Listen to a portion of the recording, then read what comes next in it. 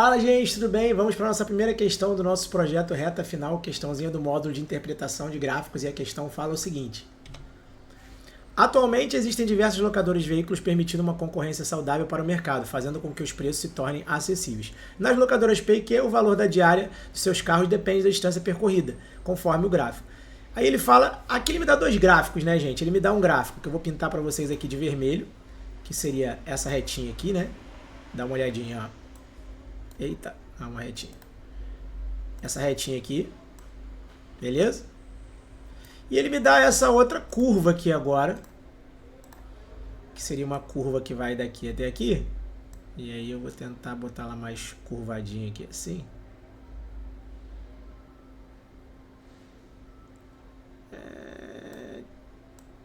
Tipo isso, não. Pera, não vai ficar curva. Melhor fazer por partes. Vou fazer assim. Isso, pronto. Aí depois eu vou fazer outra parte dela que vai daqui até aqui. Aí eu curvo ela também. Pera aí. Eita. Agora vai. Pronto. E depois eu tenho um outro pedacinho aqui que também é curvo. Eita. Só para pintar, dar esse trabalho todo. Pronto. Agora foi. Pronto, gente, foi. E aí é o seguinte, gente, esse gráfico ele tem duas interseções, né? Esses gráficos se cruzam aqui. Olha onde eu vou colocar esse xzinho aqui, tá vendo?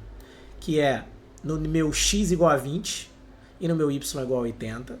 E eu tenho um outro cruzamento aqui que é no x igual a 100. E o y nem sei onde é, entre 120 e 140. Mas o que importa é no x, né? E aí o que acontece, por exemplo, quando a distância está entre 0 e 20? Quando a tua distância está entre 0 e 20, o azul está embaixo. Então se eu colocar assim, ó, se o meu x, né? Se a distância entre... botar... Eita. Se a minha distância está entre 0 e 20, vou botar assim, entre 0 e 20 km. O que acontece entre 0 e 20 km, gente? O vermelho, que é o P, está acima do azul. Então eu tenho aqui que o meu Q é menor do que o meu P. Beleza? Então o valor do Q é menor, que é o azul. Beleza? E o vermelho está maior. Já entre agora os dois xzinhos rosas, né, que seria entre 20 e 100 km. O azul, que é o Q, passa a ficar em cima. Então, se eu colocar agora assim, ó, distância entre 20 e 100 km. O que aconteceu agora a minha distância entre 20 e 100 km? O azul está em cima, o vermelho está embaixo. Então, o P, que é o vermelho, vai ser menor do que o Q. Beleza? Depois, entre os 100 e os 160, se eu pegar uma distância, vou botar aqui entre 100 e 160 km. O que aconteceu entre 100 e 160 km? Gente, o azulzinho está embaixo. Então, o valor pago por ele, que é o Q, vai ser menor do que o vermelho. Então, o Q vai ser menor do que o P. Beleza? Então, é só olhar quem está em cima e quem está embaixo, porque, na verdade, o que importa para a gente é o Y, né, que é o valor da diária. Então, se o vermelho está em cima, ele é mais caro. O azul é mais barato. Beleza? Então, eu tenho aqui, para começar, o azul, que é o quê? Mais barato. Depois, o azul fica mais caro. Depois, o azul fica mais barato. O vermelho, ao contrário. Ele é mais caro no início. Depois, ele fica mais barato. Depois, ele volta a ficar mais caro. Só que a pergunta dele, gente, qual que é a pergunta dele? Ele quer saber quando que o Q é menor do que o P, não é isso? O valor pago pelo Q vai ser menor ou igual, né? Que o P, quando, gente? Em que momento? E aí a gente tem o Q sendo menor, tá? Aqui é a nossa resposta. E o Q também é menor aqui. Então, eu tenho isso aqui como resposta, em que o Q é menor. E eu tenho também isso aqui como resposta. E aí o gabarito da nossa questão, gente, o gabarito fica sendo essa letrinha D de dado aqui, ó. Beleza? quando você tem a tua distância entre 0 e 20, o Q vai ser menor que o P, e a distância entre 100 e 160, o Q também vai ser menor do que o P. Beleza, gente? Até a próxima questão. Espero que vocês tenham aí entendido essa primeira questão de interpretação de gráficos. Até mais. Fala, gente, tudo bem? Questãozinha 2 do nosso projeto reta final do módulo de interpretação de gráficos, e a questão fala o seguinte: após a ingestão de bebidas alcoólicas, o metabolismo do álcool e sua presença no sangue dependem de fatores como peso corporal, condições e tempo após a ingestão. O gráfico mostra a variação da concentração de álcool no sangue de indivíduos de mesmo peso que beberam 3 latas de cerveja cada um em diferentes condições, em jejum e após o jantar. Tendo em vista que a concentração máxima de álcool no sangue permitida pela legislação brasileira para motoristas é de 0,6 gramas por litro, o indivíduo que bebeu após o jantar e o que bebeu em jejum só poderão dirigir após aproximadamente quantas horas? Gente, lembrando que essa questão é uma questão do modelo do Enem antigo, né? Hoje em dia, eu acho, se não me engano, é ótimo, né? Que essa concentração de 0,6 é menor do que isso. Eu não tenho nem certeza exatamente de quanto é, mas eu acho que é bem menor do que isso. Mas vamos dar uma olhada no gráfico aí, tá? Ele fala o seguinte: quando você está em jejum, que é o pontilhado, você bebeu, né? Quantidade de álcool no sangue. E aí observa que essa quantidade de álcool no sangue ela aumenta muito, né? Então ela vai aqui, ela passa do 0,6, ela vai embora, deu um pico aqui de 1 grama por litro. E aí o que acontece depois, né, de mais de 1 hora aqui? Esse pontilhado. Depois de mais de 1 hora, essa quantidade de álcool no seu sangue vai começando a cair, se você está em jejum. Só que ela só vai baixar de 0,6, observa o seguinte, o 0,6 está aqui, gente, ó. Tá uma linhazinha aqui vermelha ali. Beleza? E o que interessa pra gente não é o primeiro momento em que você cruza o 0,6. O que interessa pra gente, nesse pontilhado, é o segundo momento que você vai cruzar o 0,6. Por quê? É o momento em que o álcool vai caindo, porque a primeira vez não adianta, né? Porque ela tá aumentando.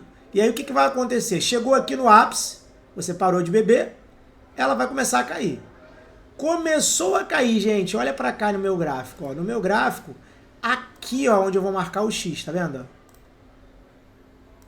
Aqui, que eu vou marcar esse X e vou projetar aqui para baixo, para você ver mais ou menos em quantas horas, que seria entre o 4 e o 5, esse pontilhado chegou no 0,6 e ele vai ficar menor do que o 0,6, beleza?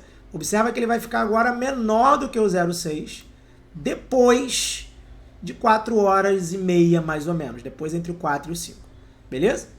Então, em jejum, o que acontece em jejum, gente? Você só pode dirigir depois de 4 horas e meia, beleza? Agora, após o jantar, que é o gráfico preto, observa o seguinte, ele vai dar um pico, né, de álcool no seu sangue, vai até um pouco depois do 0,7, né, e aí ele começa a cair. Quando que ele atinge o 0,6 agora, gente? Ele atinge o 0,6 aqui, ó, nesse meu rosinha aqui, dá uma olhada, ó. Ele atinge o 0,6 de novo, pela segunda vez, né, tipo que agora descendo aqui. O que vai acontecer aqui nesse momento, que são exatamente 3 horas depois que você bebeu? 3 horas depois que você bebeu, o que acontece, gente? Começa a cair e aí ele fica com menos de 0,6 gramas por litro até o momento dele sair da sua corrente sanguínea, beleza? Então, após o jantar, você vai ter aí essa concentração menor do que 0,6 depois de 3 horinhas, beleza? Foi? E aí, o que ele pergunta agora, gente? Ó, a pergunta dele é o seguinte: o indivíduo que bebeu após o jantar, 3 horas. E o que bebeu em jejum, 4 horas e meia. Beleza? Então, qual seria o gabarito da questão, gente? Vamos lá. 3 horas primeiro, que seria depois do jantar. 4 horas e meia, respectivamente. Gabarito da questão fica sendo a nossa letrinha C de casa. Beleza? Mais uma questão que é pura interpretação, muito comum, né, de aparecer, questão muito prática do nosso dia a dia, que fala sobre o tempo que o álcool fica no seu organismo depois que você bebe, beleza? Até a próxima questão, gente.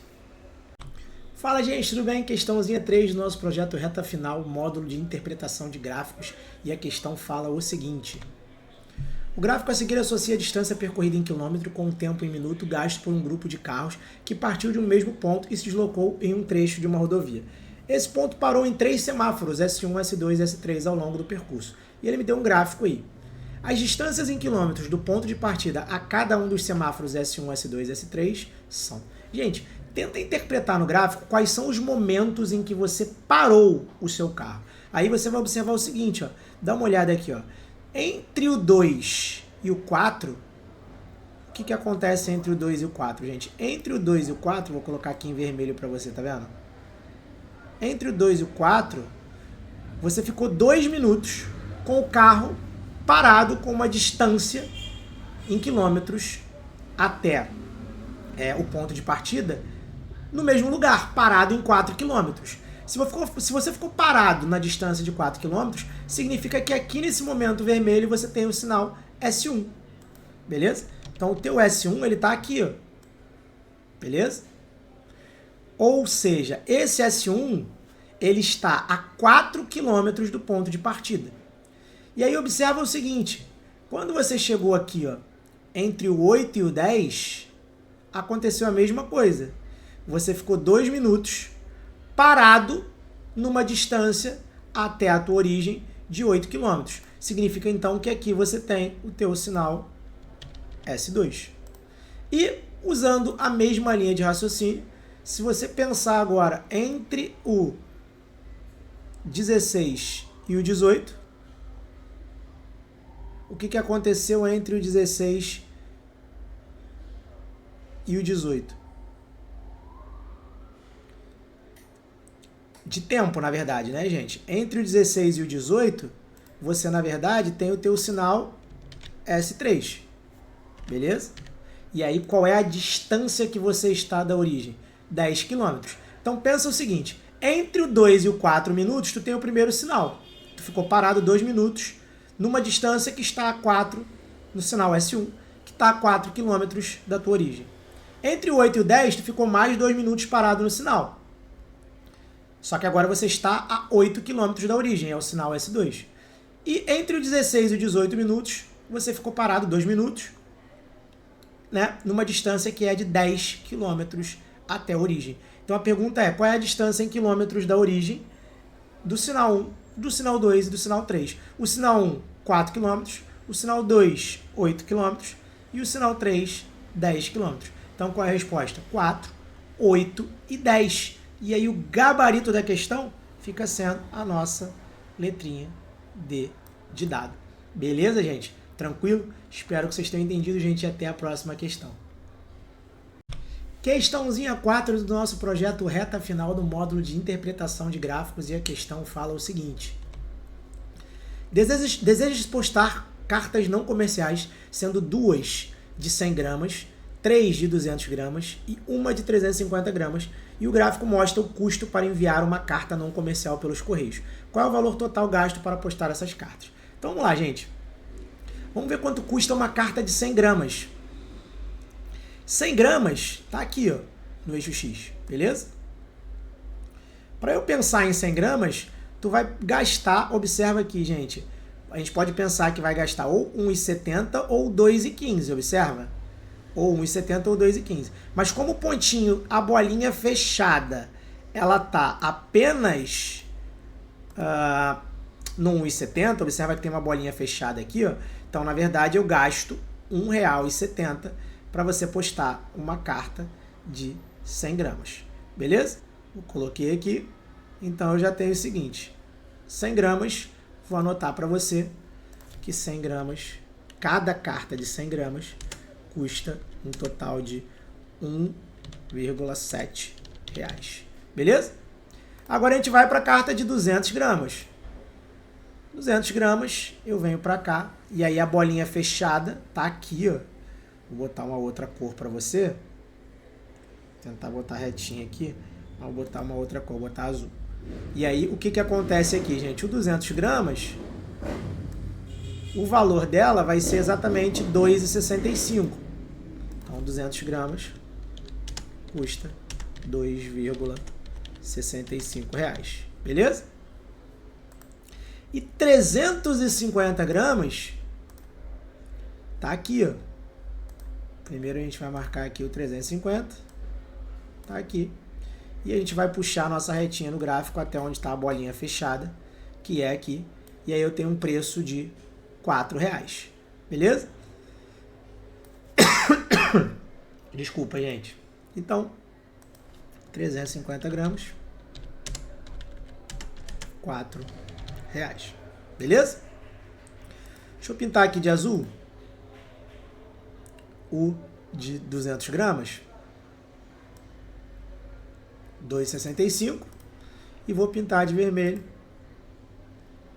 o de 100 gramas, beleza? Eita!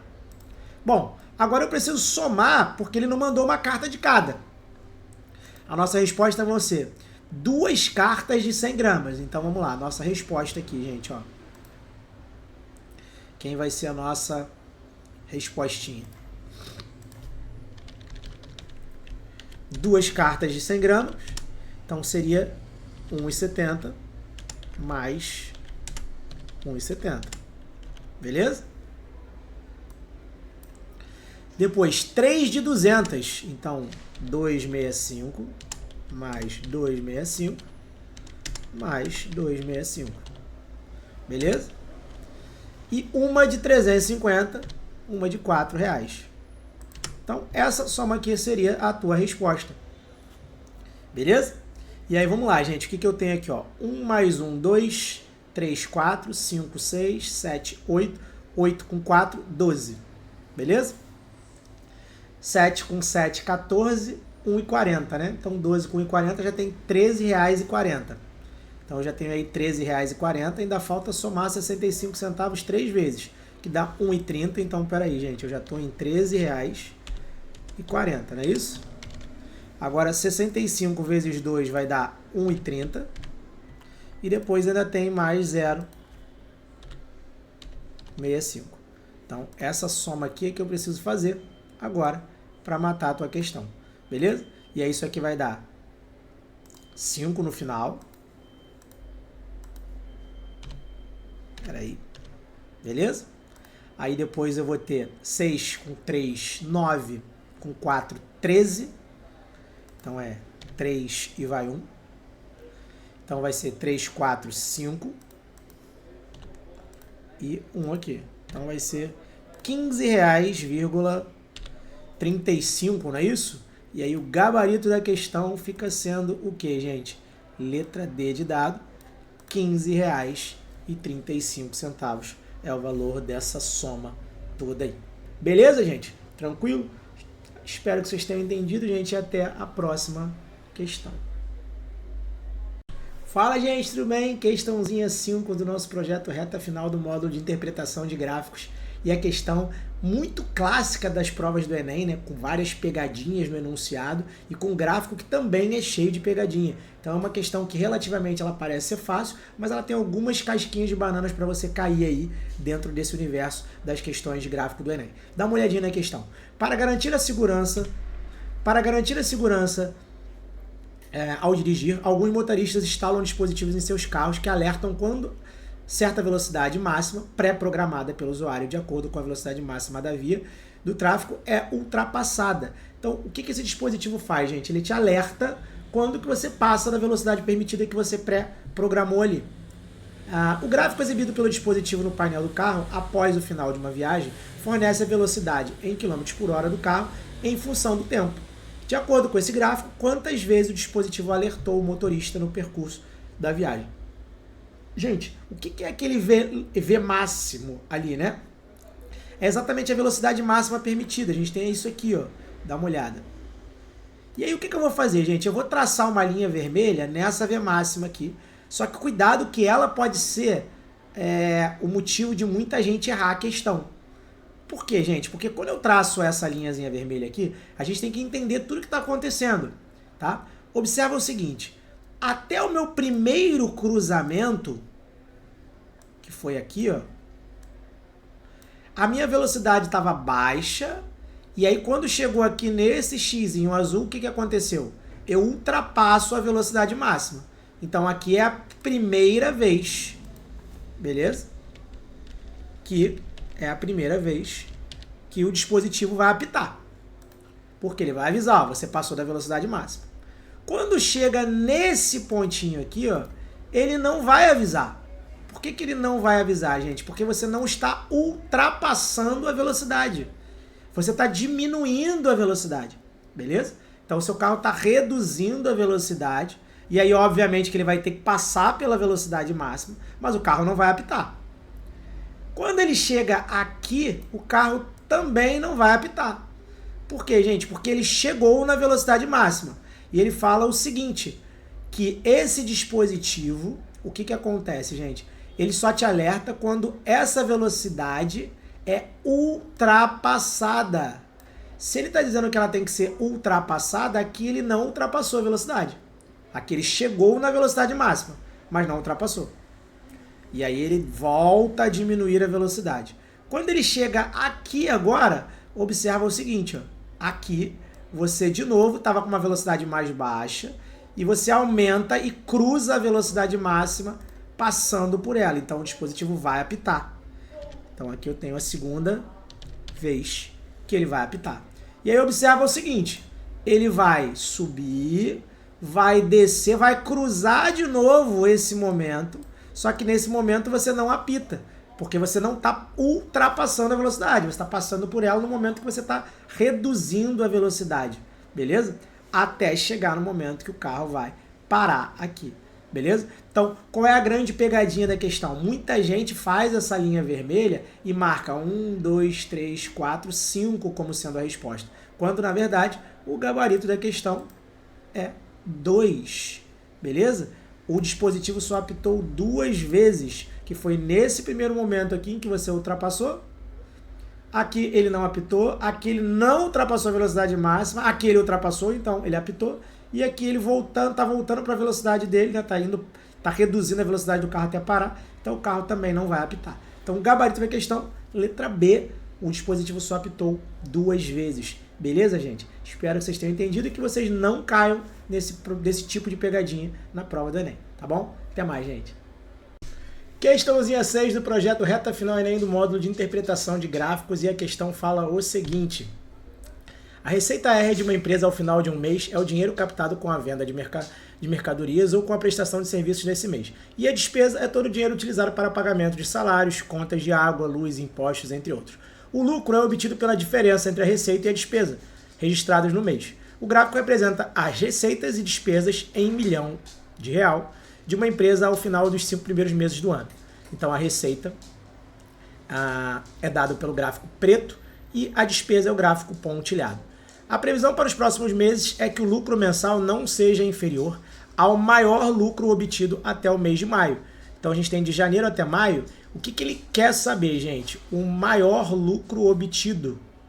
Qual foi o mês em que eu tive o maior lucro? Por quê? Porque ele quer que a previsão dos próximos meses é que o lucro não seja menor do que esse cara. E aí ele quer saber o seguinte: nessas condições, o lucro mensal para os próximos meses deve ser maior ou igual ao de qual mês? Exatamente esse mês em que você teve o maior lucro dentre esses aqui. E aí eu vou olhar primeiro janeiro. Se eu for olhar janeiro, gente, dá uma olhada em janeiro aqui. O que acontece em janeiro? Eu tenho uma diferença aqui, ó, de receita para despesa de 10 para 5. Então, em janeiro, o que aconteceu aqui em janeiro? Gente, eu tenho um lucro de 5, e aí ele fala que é milhão, não é isso? 5 milhões de reais é o teu lucro. Beleza? E aí, o que aconteceu em fevereiro? Em fevereiro, eu tenho aí uma diferença, né? Observa que o gráfico preto está em cima do pontilhado, do 20 até o 10. Então aí eu tive um lucro de 10 milhões. Beleza? Março. Março eu tive um lucro de quanto, gente? Dá uma olhadinha lá. No nosso gráfico é só você olhar a despesa, que é o pontilhado, e a receita, que é o gráfico preto. E aí eu tenho uma diferença de 15 para 10, 5 milhões de lucro. Beleza? Abril. Vamos para abril. Abril eu tenho uma diferença aí de quanto, gente? Provavelmente não vai ganhar de fevereiro, né? Porque eu tenho duas diferenças pequenas aqui, ó, abril e maio, né? Então, abril tem uma diferença de 15 para 20. Então, uma diferença de 5 milhões de novo. Então, 5 milhões de lucro. Beleza? E maio, menor ainda. Maio eu tive uma diferença de 25 para 28. Então, eu tenho um lucro aí de 3 milhões apenas. Beleza? E aí ele quer saber o seguinte, qual foi o mês em que você teve maior lucro, porque nos próximos você tem que ter um lucro maior ou igual a esse mês. Então, a nossa resposta aí fica sendo o mês de quê, gente? Fevereiro, que é o maior dos lucros aí. Então, a minha resposta é o mês de fevereiro. Beleza? Todos os próximos meses tem que ter um lucro maior ou igual ao mês de fevereiro. Beleza? Questãozinha bem tranquila para você olhar e você, na verdade, perde menos do que 4 minutos ou 3 minutos e meio para resolver essa questão, tá? E é isso. Até a próxima questão, gente. Fala, gente, tudo bem? Questãozinha 7 do nosso projeto reta final do módulo de interpretação de gráficos. E a questão fala o seguinte. Em 2017 foram publicados os resultados de uma pesquisa sobre a distância média preferida entre pessoas estranhas, conhecidas e amigas, dependendo do local onde vivem, conforme apresentado. E ele me dá o gráfico, um gráfico de radar, que já apareceu no Enem algumas vezes. Não é um gráfico simples, de uma leitura simples, mas que vale a pena você treinar para poder, se aparecer uma questão parecida com essa, você já saber como é que funciona. E ele me deu um gráfico aí e ele fala que o seguinte, dentre os locais considerados no gráfico, os que apresentam as menores distâncias médias preferidas entre estranhos, conhecidos e amigos são, respectivamente. E aí observa o seguinte, gente, vamos dar uma olhada, porque dependendo da questão, dependendo do que você tem aí, você não precisa nem olhar todos os gráficos, tá? O vermelho, o amarelo e o azul. Eu posso, de repente, olhar só um. Porque se eu olhar, por exemplo, a primeira parte aqui da minha resposta, só tem dois aqui que são repetidos, tá vendo? China e China. Os outros são todos diferentes. Então, se eu encontrar, por exemplo, o vermelho é o estranho, não é isso? Dá uma olhadinha aqui, ó. Vermelho é o estranho. E aí, o primeiro cara que ele coloca aqui, ó, são distâncias médias entre os estranhos. Depois vem conhecido e depois vem amigo. Então, o que eu vou fazer? Vou olhar esse vermelho aí para ver qual deles tem a menor distância média. E aí, por exemplo, o Brasil, ele está com uma distância média, observa aqui, gente, esse pontinho aqui está entre o 100 e o 110, tá vendo? Então, se ele está entre o 100 e o 110, eu vou colocar aqui para o Brasil um 105. Pode ser?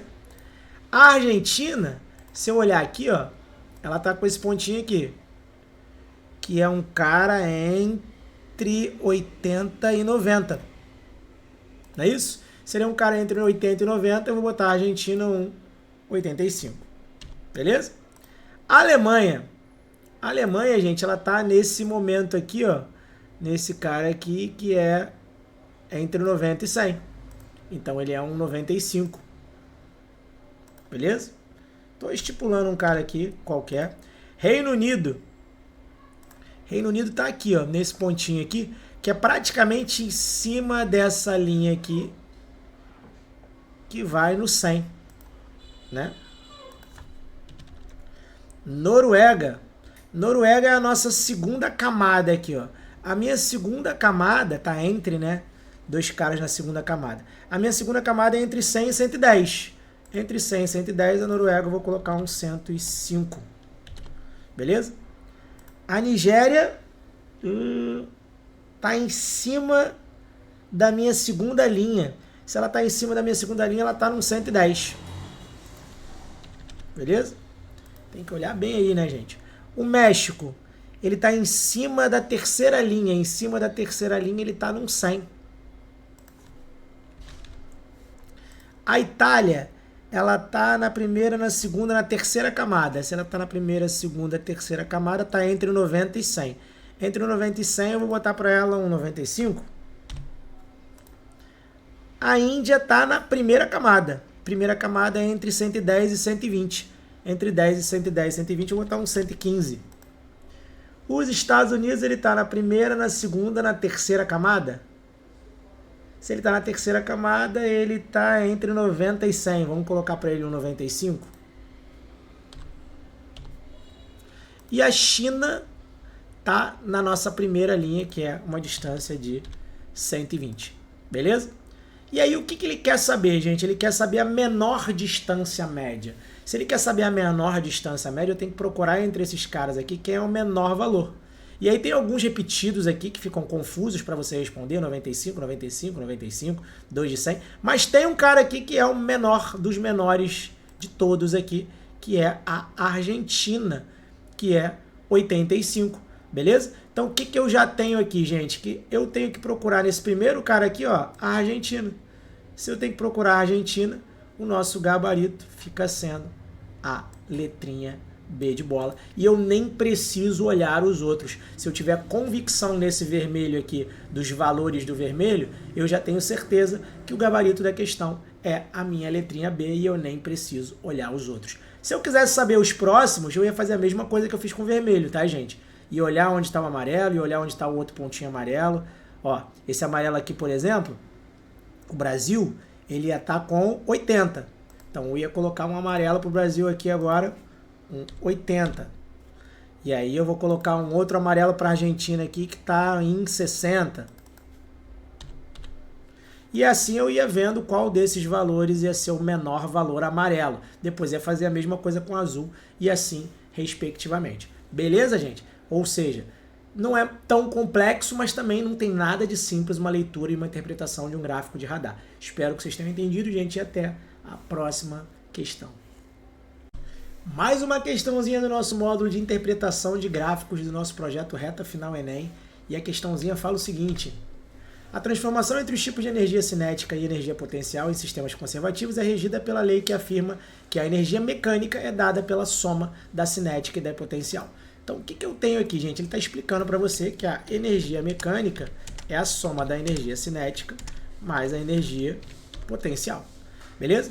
E aí, na questão, ele quer saber o valor máximo da energia potencial em quilojoules. Se ele quer saber a energia potencial, o que é a energia potencial, gente? É a energia mecânica menos a energia cinética. Se tu passar a energia cinética para o lado de cá. Beleza? E aí ele fala o seguinte, que a energia mecânica, observa o seguinte, num sistema conservativo a energia mecânica é de 12. Então, essa energia aqui ela vai ser 12 menos a energia cinética para esse sistema conservativo aqui. Então, quem é a tua energia potencial nesse caso, gente?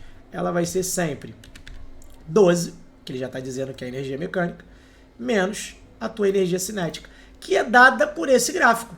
Então, observa que a gente está falando agora de um T igual a 0. Se eu falar de um T igual a 0, no teu primeiro instante ali, eu tenho a minha energia cinética igual a 7. Então, quem é a tua energia potencial no T igual a 0? Ela vai ser 12 menos 7. Beleza? Que dá 5. 5 quilojoules. Aí depois eu tenho um outro instante, que é o instante T igual a 2. No instante T igual a 2, quem vai ser a tua energia potencial? Vai ser o mesmo 12, que não mudou. Tirando, só que agora, observa que no T igual a 2 você tem a tua energia cinética igual a 3 aqui no gráfico. Então 12 menos 3, 9. Depois eu tenho um outro instante, que é um instante T igual a 4. No instante T igual a 4, tua energia potencial vai ser quanto, gente? Vamos lá, vai ser 12. No T igual a 4 vai ser 12. Olha para lá, gente. No T igual a 4, a energia cinética é igual a 11. Então 12 menos 11, 1. Depois eu tenho no T igual a 6.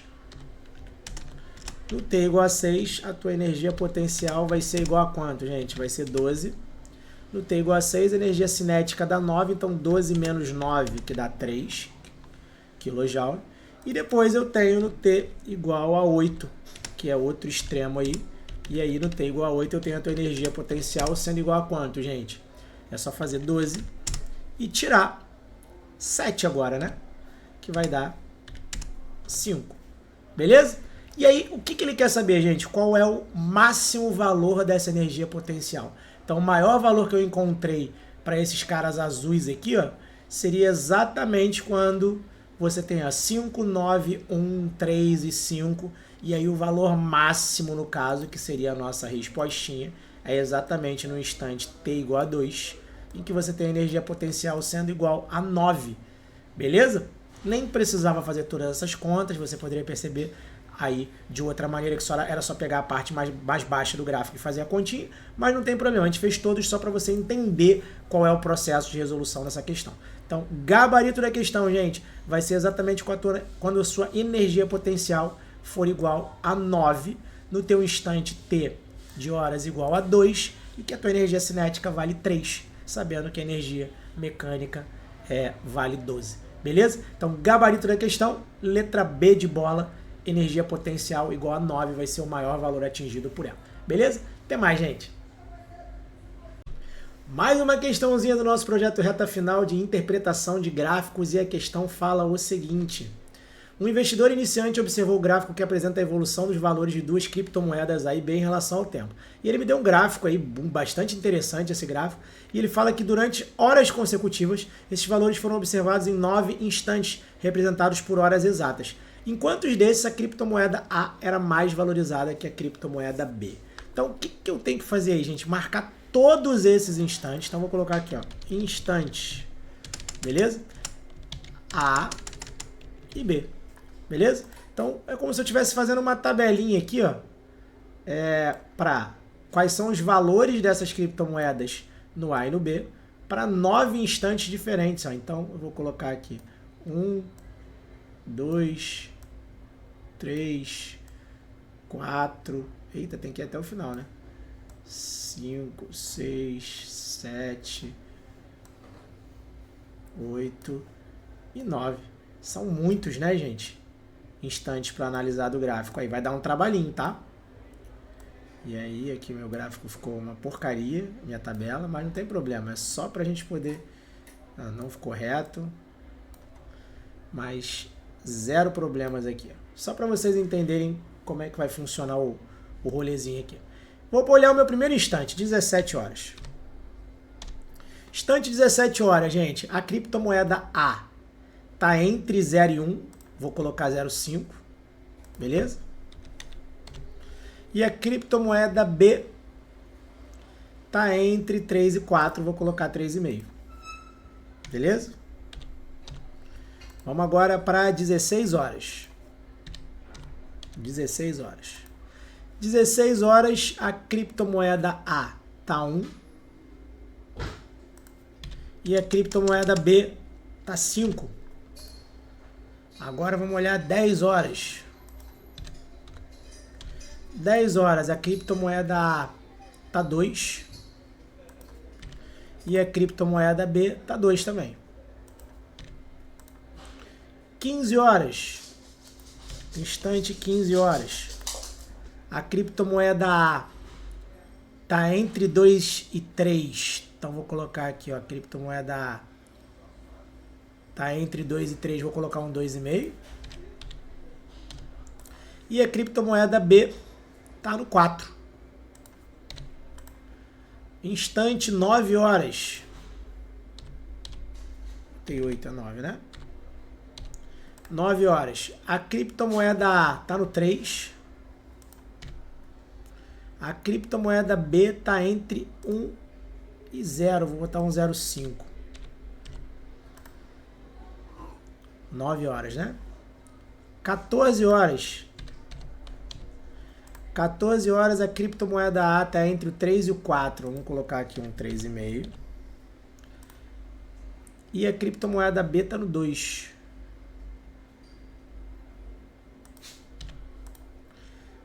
11 horas. A criptomoeda A tá no 4. A criptomoeda B tá no 4. Eita. Eita. 12 horas. A criptomoeda A tá entre o 5 e o 6. Vou colocar um 5,5. E a criptomoeda B tá no 3. E aí tem mais um instante aqui que é às 13 horas. A criptomoeda A tá no 6. E a criptomoeda B está entre 1 e 2, 1,5. Pronto. Não contei aí para ver se você tem aí exatamente quantos instantes que ele falou. Durante horas consecutivas. Foram 9 instantes, né? Vamos dar uma olhada aí para contar para ver se foram 9. Só para poder marcar se a gente não leu alguma coisa erradinho. 1, 2, 3, 4, 5, 6, 7, 8, 9. 9 instantes, está certinho. Pronto. Fiz a minha tabelinha aqui agora. Agora o que ele fala? Em quantos desses instantes a criptomoeda A está mais valorizada, ou seja, está valendo mais do que a B. Então o A maior do que o B é o que ele quer descobrir aqui. Ó. Em que momentos eu tenho o A maior do que o B? 17 horas não. 16 horas também não. 10 horas também não. 15 horas também não. 9 horas sim. Criptomoeda A maior que a B. Beleza? 14 horas também. 3,5 e 2. 11 horas não. 12 horas sim. 5,5 e 3. E 13 horas também. 6 e 1,5. Beleza? Então eu tenho aqui as 9, 14, 12 e 13.